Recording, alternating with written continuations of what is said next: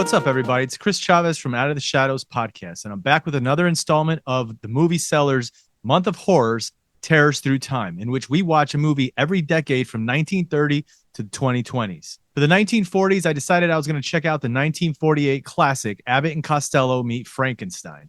Now, for those of you who don't know who Abbott and Costello are, they were a comedy duo back in the 40s and 50s that were pretty popular. They would go on to work with Universal on a whole series of Abbott and Costello Meet movies. Typically, it was coming up against the Universal monsters of the 1930s. There were movies like Abbott and Costello Meet the Invisible Man, Abbott and Costello Meet Dr. Jekyll and Mr. Hyde. But to kick it off, it was Abbott and Costello Meet Frankenstein.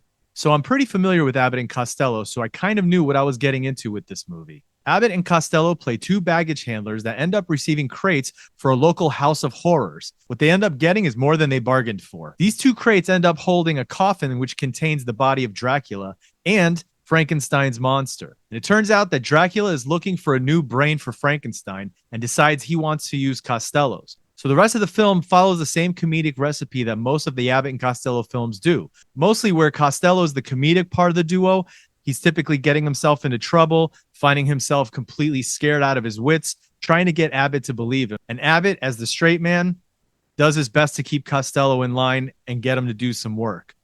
As soon as Costello finds out that these monsters are real, he's doing everything he can to convince Abbott of the truth. And Abbott doesn't believe him, at least till he sees it with his own eyes. Now, this movie features the holy trinity of the Universal monsters: Dracula, Frankenstein's monster, and Wolfman. Now, while Wolfman's in human form, he's doing everything he can to convince Abbott and Costello not to deliver the packages to Dracula's castle.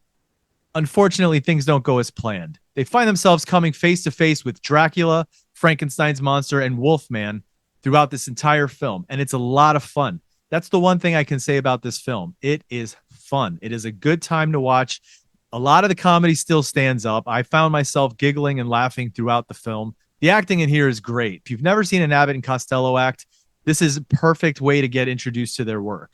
The monsters look great. The special effects are amazing. Some of the old school camera tricks that they use to show the transformation of the Wolfman are on full display here. Dracula looks great. Frankenstein's monster looks great. This is just an overall fun film. It's a perfect movie to enjoy with the family on a spooky night in the month of October. So if you've never seen it, give it a watch. I guarantee you'll enjoy it. I give this movie 5 stars out of 5.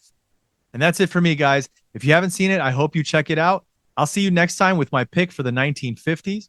Until then, I'm Chris Chavez of the Out of the Shadows podcast. This has been the Movie Sellers Month of Horrors, Terrors Through Time. See you next time.